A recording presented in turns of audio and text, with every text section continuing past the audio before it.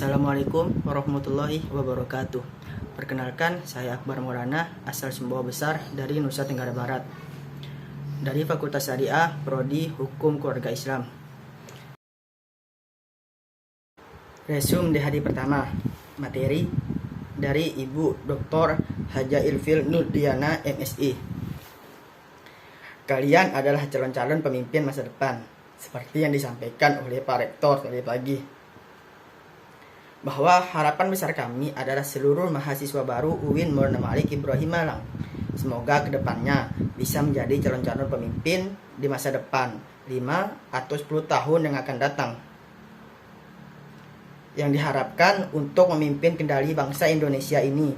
Karena itu harapan besar ini harus diwujudkan bersama-sama, baik oleh pimpinan maupun oleh para kakak kelas.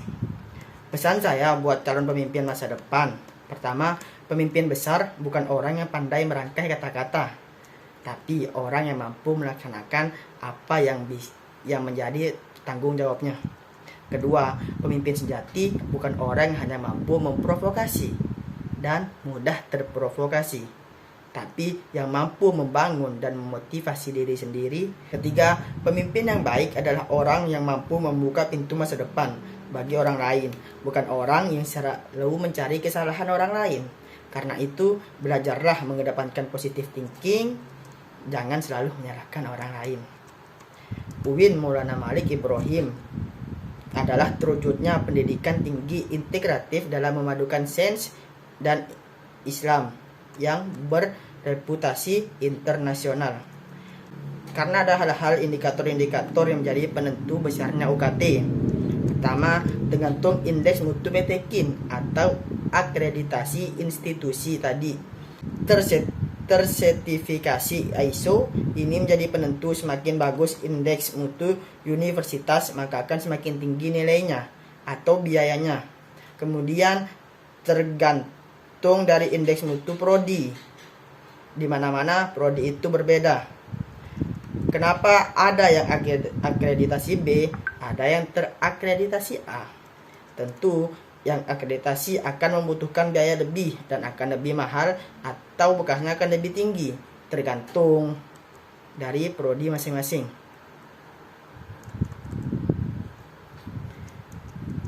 Jadi berbeda, terbiasa untuk kalangan PTKIN. Kemudian indeks kemahalan wilayah antar Jakarta, Malang, Papua tentu saja berbeda. Tingkat kemahalan wilayahnya inilah yang membedakan masing-masing prodi. Sesama di internal satu kampus pun berbeda juga dengan masing-masing prodi. Jadi jangan disamakan dengan kampus lainnya. Besaran UKT mahasiswa berbeda-beda, ada yang rendah dan ada yang tinggi. Itu tergantung dari penghasilan orang tua. Semakin tinggi penghasilan orang tua, juga akan semakin tinggi UKT-nya. Dari Dr. Haji Ahmad Fattah Yasin, MAG. Kita adalah the best human material. Mahasiswa baru harus mengupayakan diri baik secara mental dan spiritual dalam mengikuti perkuliahan di UIN Malang. Orang yang memiliki mental spiritual memiliki 3 indikator, yaitu berpikir ilmiah. Mahasiswa baru harus melandasi pikiran dengan pengetahuan umum dan agama. 2. Berperilaku islami dengan cara tampil dengan style khas UIN Malang, yakni berpakaian islami dan tidak berambut gondrong serta berbicara sopan. 3. Menjadi mahasiswa yang kreatif dan terampil dalam bermasyarakat. UKM adalah wadah untuk memenuhi bakat mahasiswa. Jika akan lulus, mahasiswa dituntut untuk mengumpulkan SKKM atau Satuan Kredit Kegiatan Mahasiswa, yang akan dituangkan di SKPII, surat keterangan pendamping ijazah. Hal ini didapat dari kegiatan non-akademik dengan skor minimal 250 poin. Janganlah menjadi mahasiswa yang sekedar kuliah lalu pulang, namun jadilah mahasiswa yang juga aktif dalam berorganisasi. Kampus menyediakan beasiswa berupa prestasi akademik maupun prestasi non-akademik. Jika ingin menyampaikan aspirasi mahasiswa, bisa menyampaikannya melalui SEMA atau DEMA atau HMPS atau HMJ. UIN Maliki juga memiliki akselerasi, jadi saat semester 7 diperbolehkan mengambil S2 namun dengan syarat dan seleksi yang cukup ketat. Lulusan UIN Malang tidak hanya sekedar menjadi ustadz atau ahli agama, tetapi juga bisa menjadi lainnya. Kita harus bangga menjadi mahasiswa UIN karena di universitas ini kita tidak hanya diajarkan ilmu pengetahuan, namun kita juga diajarkan ilmu agama. Kini Indonesia masih pandemi.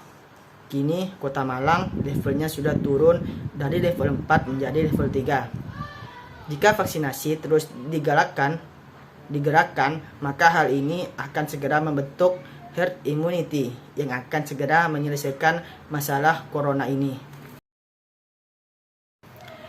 Resume di hari kedua, materi pertama. Dari Dewan Eksekutif Mahasiswa. Ketua Dema bernama Farhan Adi Murosadi. Beliau jurusan farmasi. Wakil Dema bernama Ahmad Fawaid. Beliau jurusan psikologi.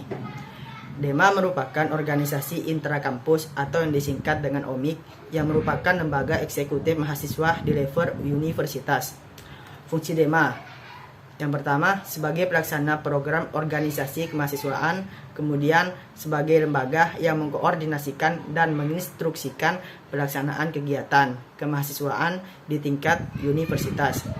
Tugas Dema melaksanakan program kerja organisasi yang sudah disepakati Senat Mahasiswa atau yang disingkat SEMA Universitas. Kemudian mengkomunikasikan dan menginformasikan kegiatan kemahasiswaan di tingkat universitas. Kemudian melaksanakan koordinasi dan sinkronisasi kegiatan kemahasiswaan. Materi kedua dari SEMA, Senat Mahasiswa. Ketua bernama Muhammad Adi Faroni. SEMA merupakan organisasi mahasiswa UIN Malang yang berperan sebagai lembaga legislatif yang mengordinasi Dema, UKM, dan HMJ.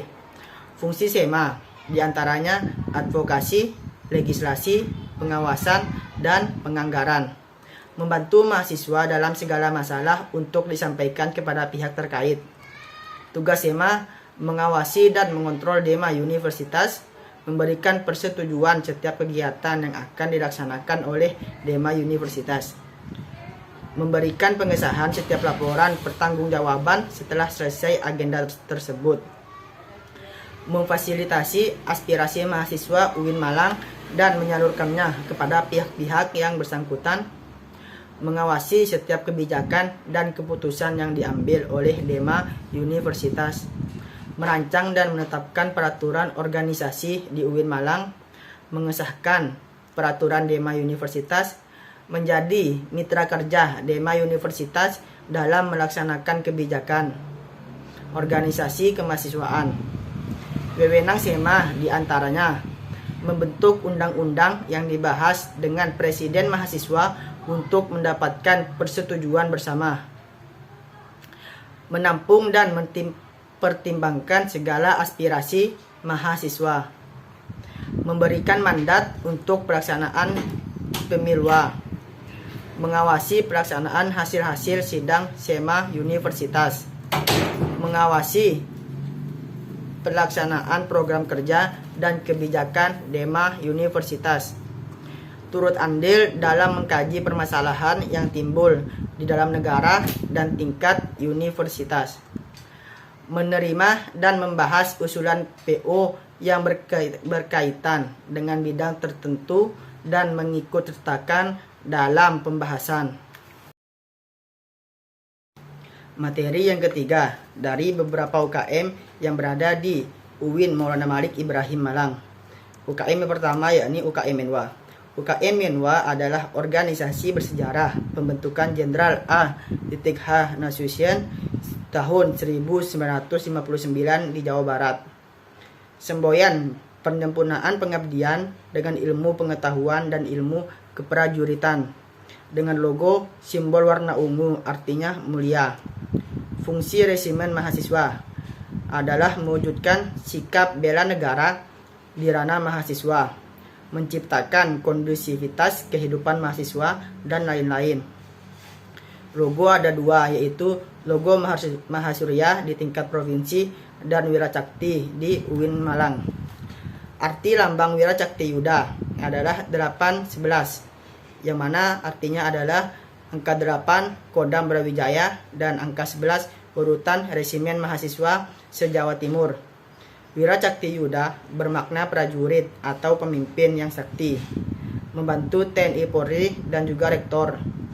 Latihan lempar pisau, menembak, dan bela diri karate. UKM Pramuka Racana Maulana Malik Ibrahim Dewi Chandrawulan 2021 berlandaskan ulul albab dan pemangku adat.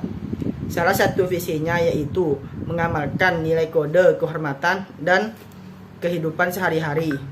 Program kerja yakni Anjang Sana di tingkat Kuarcap, Kuarda, dan Kuarnas.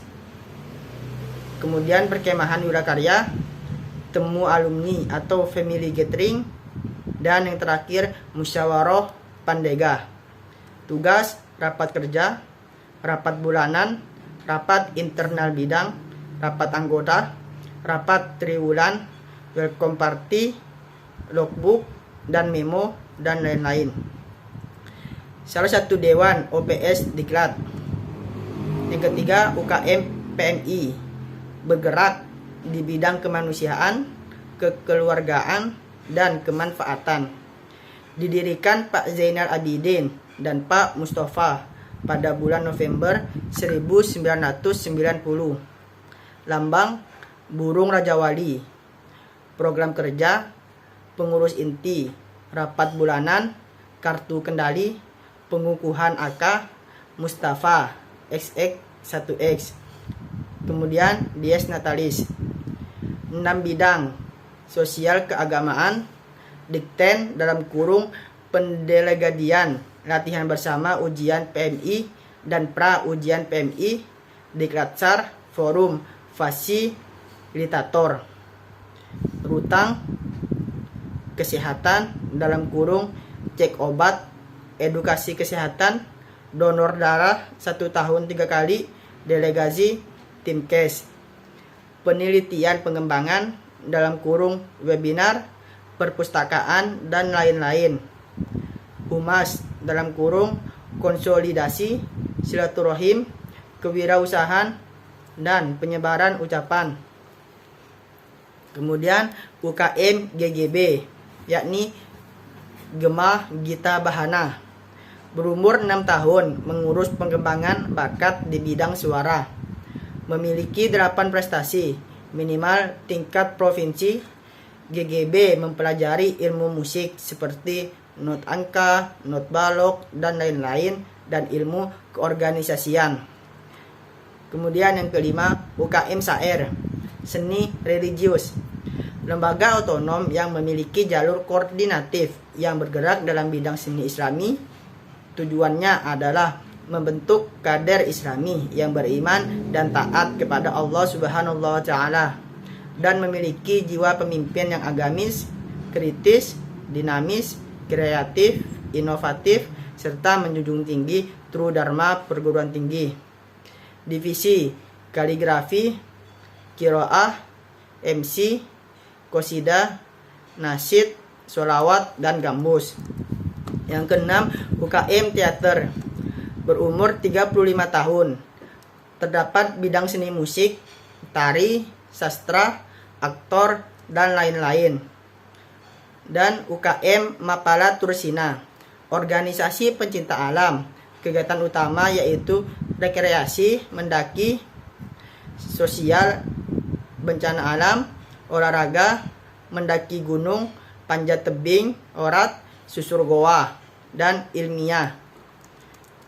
UKM Junior, unit olahraga, wadah memfasilitasi mahasiswa dalam bidang olahraga, menaungi 7 cabang olahraga yaitu sepak bola, bola voli, bulu tangkis, tenis meja, bola basket, sepak takraw, dan catur. Kegiatan latihan rutin, sparring partner, organisasi, dan kepanitiaan. UKM Kopma Padang Bulan, dibentuk pada 9 Maret tahun 2000 oleh Bapak Dr. Handes Haji Ifran SH MPD.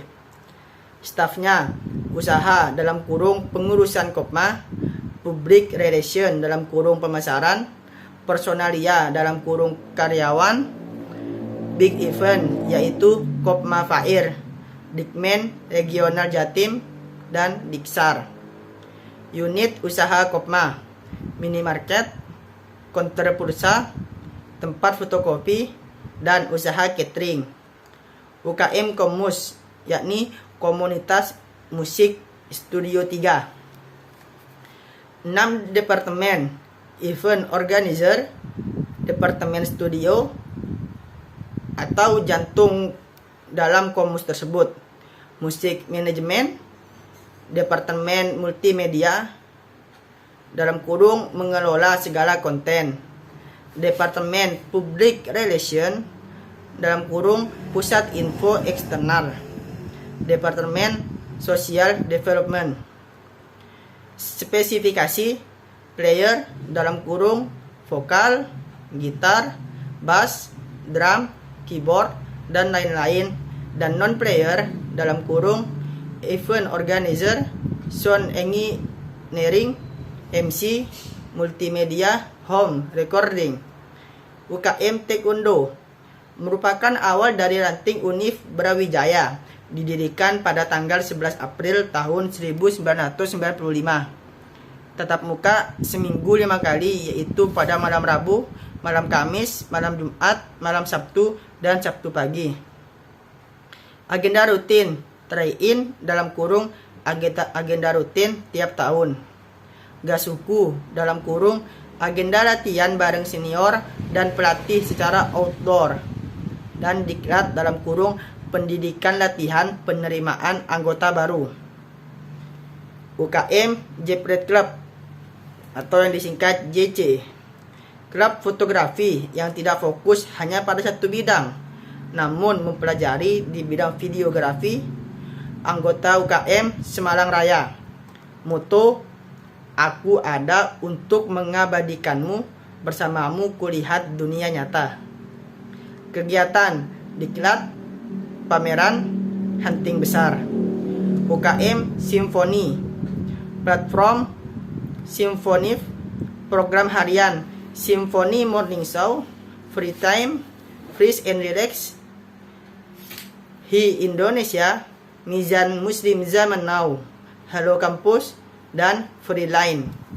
Program mingguan Simfoni Weekend Show, Daybak, Simfoni Soccer, Free Sunday, Top Card, Soda, Diary Mami, English Day, Yaumul Arabi. Program unggulan Off Air dalam kurung Symphony in the Award Station, On Air dalam kurung Daily Program, dan Weekly Program. UKM LKP 2M atau Lembaga Kajian Penelitian dan Pengembangan Mahasiswa, berdiri pada tanggal 1 Juli 1999. Biro-biro LKP 2M kajian dalam kurung melatih nalar melalui kajian, penelitian dalam kurung melatih memiliki kemampuan menulis naskah, riset, dan lain-lain, keorganisasian. LKP 2M telah mengikuti berbagai perlombaan hingga kancah nasional. LKP 2M aktif menulis dan membuat karya baik secara nyata, buku, maupun di media sosial. UKM UAPM Inovasi, unit kegiatan mahasiswa yang bergerak di bidang jurnalistik, didirikan pada tanggal 21 Maret 1986 di Malang, Jawa Timur. Visi: memihak kesadaran nurani, filosofi. Teks UAPM melambangkan independensi. Produk Kipos berupa koran kumpulan isu ranah kampus dan majalah berupa majalah tahunan. Berisi deep news yang kritis analitis, diklat tingkat dasar, upgrading skills, jurnalis camp, sekolah filsafat, rapat akhir tahun, dan diskusi rutin. Kebangkitan bangsa menuju Indonesia tangguh. Materi yang keempat yang berjudul Kebangkitan bangsa menuju Indonesia tangguh. Pembicara Muhammad Hasanuddin Wahid, M.Hum, anggota DPR RI. Dosen tidur nggak dibayar. Kalau anggota DPR tidur pasti dibayar. Kita sebagai rakyat ingin punya mobil, ya sudah diwakili saja sama wakil rakyat. Mau jalan-jalan ke luar negeri, cukup diwakili saja sama wakil rakyat. Nah, itu bahayanya wakil rakyat. Mereka harus sadar bahwa mereka itu jongosnya rakyat, harus melayani rakyat. Saya bisa sampai di titik ini ya karena UIN Malang. Saya diajari banyak oleh UIN Malang. Dulu saya sempat dipilih menjadi HMJ dan juga Presiden BEM. Semua gemblengan ini berasal dari UIN Malang. UIN Malang yang menjadikan saya seperti ini. Saya tidak pernah malu bilang bahwasannya saya adalah alumni UIN Malang. Agar stereotip lulusan UIN ini tidak hanya menjadi ustadz. Lulusan UIN Malang ini bisa menjadi anggota DPR. Alumni UIN Malang itu bisa berkiprah di mana saja. Kita ingin lahir dari UIN ini ahli-ahli di berbagai bidang. Agar nama UIN Maulana Malik Ibrahim ini senafas sesuai dengan Maulana Malik Ibrahim yang sukses pada masanya. Sampai saat ini tidak ada yang bisa menemukan obat COVID-19. Kunci menanggulangi COVID-19 adalah vaksinasi. Agar mencapai herd immunity atau kekebalan skala besar, kunci yang kedua adalah disiplin prokes. Orang Indonesia kurang disiplin prokes, jadi susah COVID untuk hilang. Tingkat pemahaman COVID di Indonesia itu rendah. Memakai masker saja susah. Gimana mau sembuh dari COVID? Pertumbuhan ekonomi karena COVID semua turun. Semua negara turun, tapi kita sudah mengalami kenaikan dari year of the year. Kita naik sekitar 7%. Melemahnya daya membeli karena efek PPKM. Membuat masyarakat malas untuk membeli, lalu terjadi inflasi tipis. Dan juga banyak yang kehilangan pekerjaan akibat pandemi COVID-19.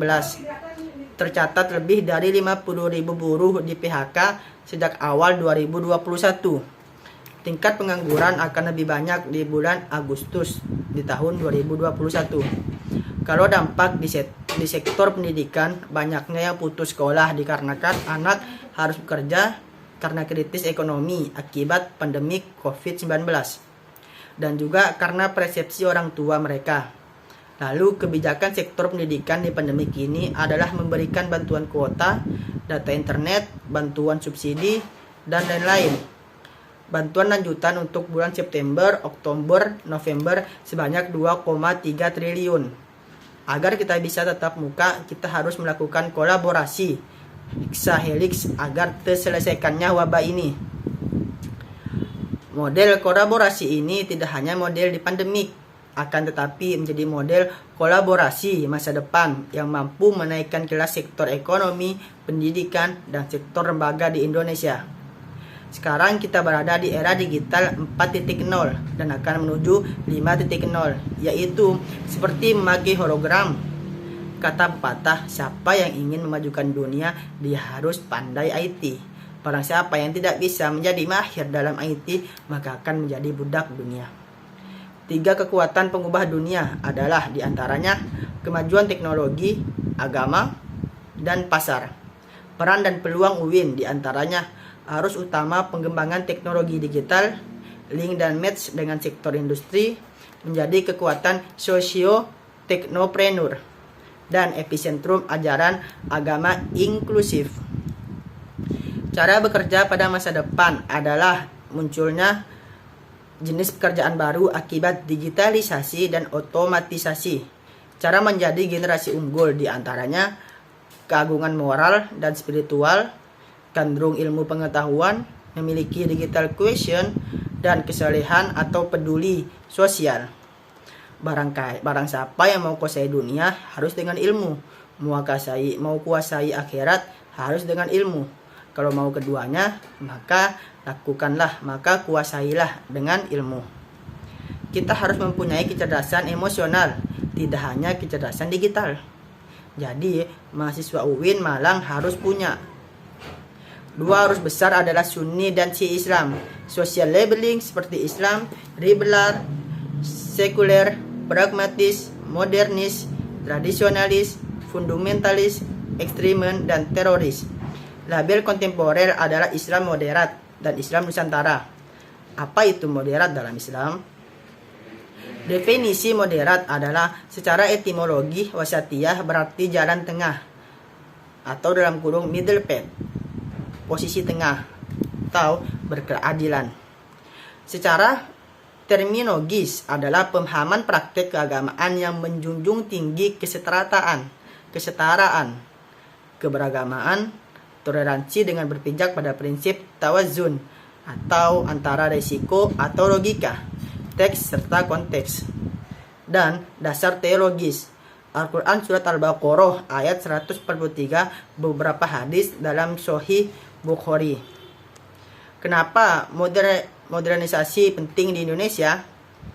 Karena karakter Islam sebagai agama rahmatan lil alamin yang menjunjung tinggi keadaban Islam dan harmoni inter dan antar pemeluk agama.